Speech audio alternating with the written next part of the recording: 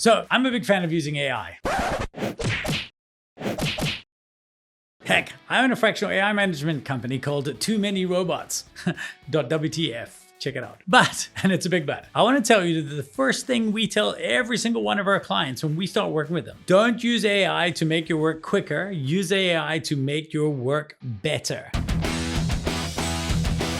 You know, I was chatting to director Drew when we were brainstorming this video, and he was telling me that his kids are using AI to write essays, and that's great. But it's also a potential trap. I want you to imagine 3 different kinds of kids here. Right, so kid number 1 writes their essay the old-fashioned way, and they take an hour to get it done. Kid number 2 uses AI, and they write their essay, and it maybe takes 15 minutes. Kid number 3, though, they use AI while writing their essay for research, but it ends up still taking an hour because they write everything out. So who wins? Well, now, I can't tell you offhand whose essay will be better, but I can tell you this. Kid number 1 will be smarter as they've written a great essay and they did the work themselves. Kid number 2 will be more relevant as they're using the primary tool of the future in a very efficient way. But it's kid number 3 that excites me because they're both smart and relevant.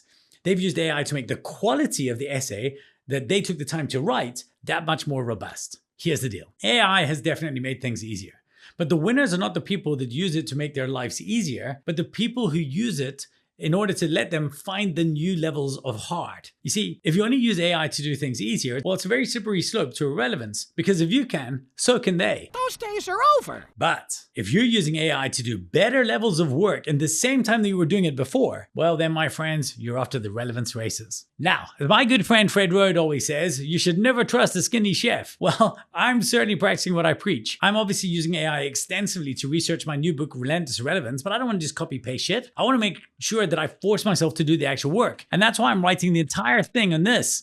It's the free write Hemingway edition. It's incredible to type on, but that's it. That's all you can do with it. There's no copy paste so from ChatGPT or anything like that. I'm doing the hard thing. Oh, and I wrote the scripts for this video on it too. Pretty cool, right? I think it's brilliant. Yeah, sure, it's adding friction, but that friction is functional. And adding the right level of functional friction is the matter at hand. If I was asked for my master strategy for living a good life, it would be just 3 words: take the stairs. Literally and figuratively. I think that's true for life generally, but I think it's true for a life impacted by AI specifically. Remember, the job isn't always to do things quicker, but more often than not, it's to do them better. There's a line that people throw around a lot these days. You've probably heard it. You won't lose your job to an AI. You'll lose your job to people using AI. That line's wrong on so many counts. Number 1, some people will lose their jobs regardless. And number 2, everyone will be using AI, you know, when they're kung fu fighting.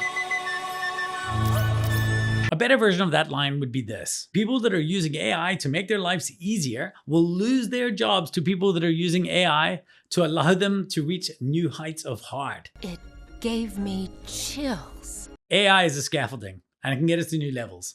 The job is simple. Don't let it make you lazy.